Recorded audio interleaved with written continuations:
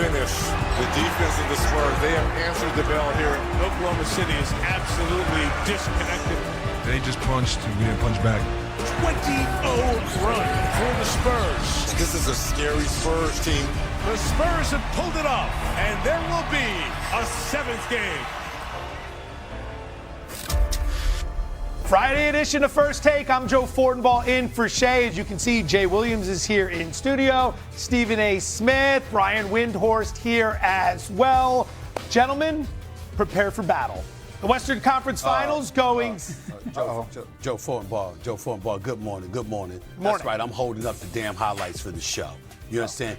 Jay and then me and then Windhorst, forgive me, this is First Take. You're supposed to save me for last. I'm just saying. You may continue.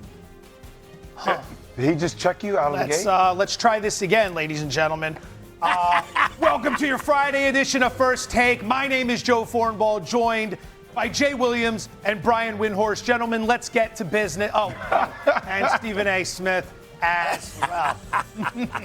All right, prepare for battle. Western Conference Finals going 7 games after the Spurs took down the Thunder 118-91 in Game 6 last night. As is often the case, Victor Wembanyama led the way for San Antonio, setting the tone with 11 first-quarter points and finishing with a game-high 28 to go along with 10 rebounds, while league MVP SGA finished with 15 points. Here's Wemby post-game on how the Spurs were able to respond in Game 6. I think we were consistent and we did what we needed to do. Trusted the game, trusted the basketball gods. We just got to fight that all the time. And when your back's against the wall, it feels like it's the best opportunity to do that. A lot of the shots that I'm shooting, I've shot plenty of times before and they feel good. We're just not going in. But yeah, it's too late to abandon my work and abandon my game and who I am. This late in the season, I got to trust it and live or die by it. San Antonio's 27-point win is the 4th largest by a team facing elimination against the defending champion in NBA history. It was also their largest win in franchise history when facing elimination.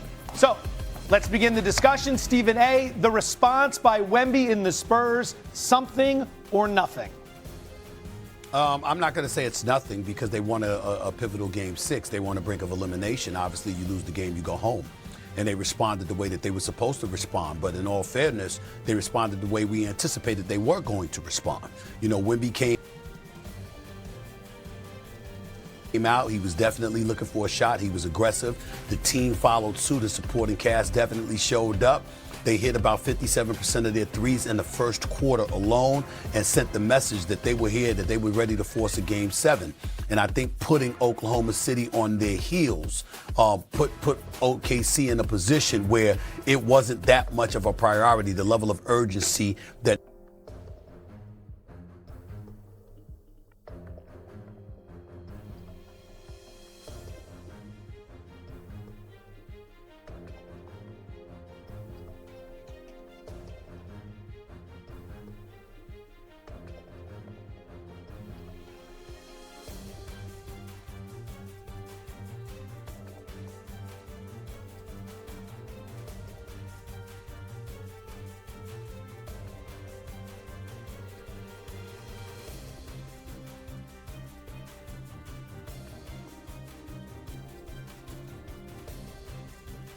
in such a demure fashion. He wasn't going to do that. He was going to be aggressive. Stephon Castle lives to be aggressive. And obviously, Dylan Harper came off the bench, and obviously he was very, very formidable as well. Unlike Jay Williams, J-Dub, who only played 10 minutes off the bench, 1 point on 1 shot. You know, I guess they were just out there to see if he could last a few minutes because of that hamstring injury. But nevertheless, they played like a team that knew they had a Game 7 cushion. And you knew that if San Antonio came out early and punched them in the mouth, the level of urgency that normally you would anticipate wasn't going to be there. And that's exactly what happened. I'm going to say it was something. I mean, wasn't it only last year that San Antonio finished 3rd to last in the Western Conference? I mean, how many years has Wemby been in the league? Has he been in the league 5, 10 years? He's been in the league 3 years. Dylan Harper, who had 18 points after an injury, is a rookie. You know, you're looking at the way Castle and these guys defend, the level of discipline. Whenever you have a young team, you know, even watching the way Castle took care of the Rock last night, 9 assists, 1 turnover, I mean, these are maturity moments for a team that has not been there before. I understand that the way they play sometimes can give off the impression that they're a very mature team, but they're a team that's learning how to win. Wendy, how many times have we watched teams over and over fall because they're learning how to win? The times the Knicks have gotten bounced early in the playoffs and they keep knocking on the door. This team is so far ahead of schedule that we're taking for granted from what we're watching because we have expectations now. It's like, yeah, they're going to do it. They're a young team. We don't know what they're going to do. We don't know how they're going to show up. So for me, I think this was massively something because not only did they defend home court, but now they're going to OKC for a Game 7, which still we don't know how they're going to perform in a Game 7.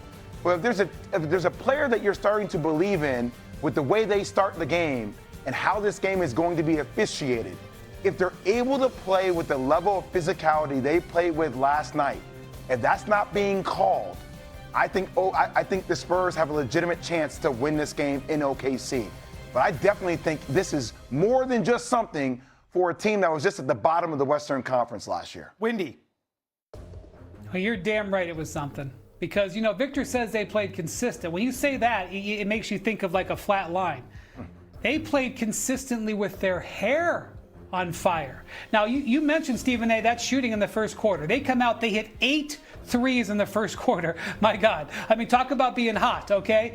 But I was watching Oklahoma City. Oklahoma City was weathering the storm. And they're tackling Shea and, they're beating their chest. Oklahoma City was holding it. They were holding the line. And I'm thinking they may be able to weather the storm. But San Antonio never backed down. And when we got into the third quarter and they went on guys, I watched a lot of basketball. I thought I had a feel about how this second half was going to go. I did not see a 20-0 run coming. I mean, they hit him with a 20-0 run. And Shai Gilgeous-Alexander in that third quarter was in hell. Now, he is definitely having a little bit of a slump, okay? He is not hitting the shots he normally does, but he has been put there by this Spurs defense. He's got Stephon Castle standing in his jersey, and if he can get around him, he's got Victor Wembanyama back there. And he's trying to get fouled because it's his only recourse.